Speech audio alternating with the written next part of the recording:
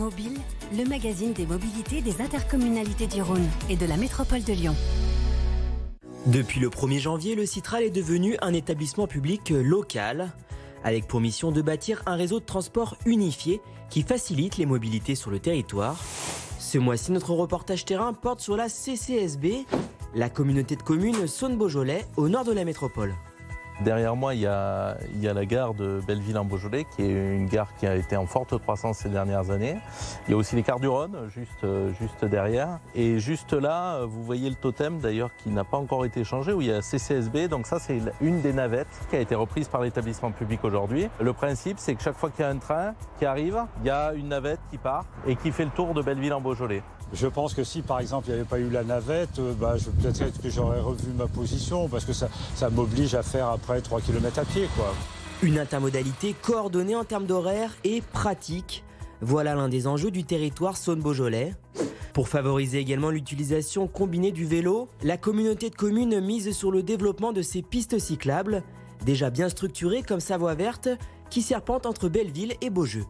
Mais c'est un bel axe, ça, parce que dès l'instant qu'on vient d'un peu loin, on prend le train et on arrive à Belleville ou à Saint-Georges-de-Renin d'ailleurs.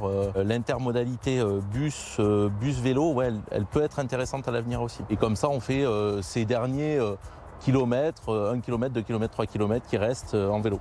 À la croisée des chemins, proche à la fois de la métropole et du département voisin de l'Ain, qui se trouve de l'autre côté de la Saône, la CCSB souhaite aussi faire la jonction avec ces villages éloignés, dans l'ouest du Beaujolais.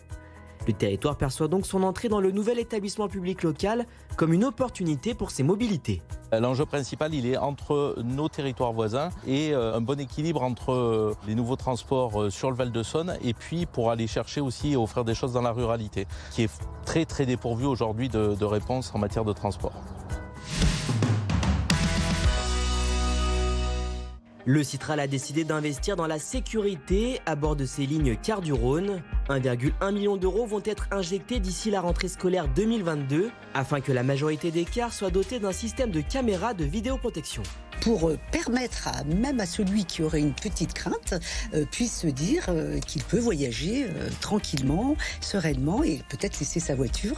Et c'est tout l'enjeu de ce dispositif. En faveur de la transition écologique, le Citral va mettre en service d'ici 2023 90 véhicules électriques et Biogène-V sur ce même réseau Cars du Rhône. On a une émission sonore, une pollution sonore divisée par 2, une émission de particules fines très très inférieure, également une baisse de dioxyde d'azote et de CO2.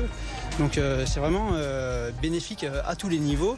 Le Citral a fixé pour objectif de mettre en service au total 250 cars électriques et Biogène-V sur le réseau Cars du Rhône d'ici 2029.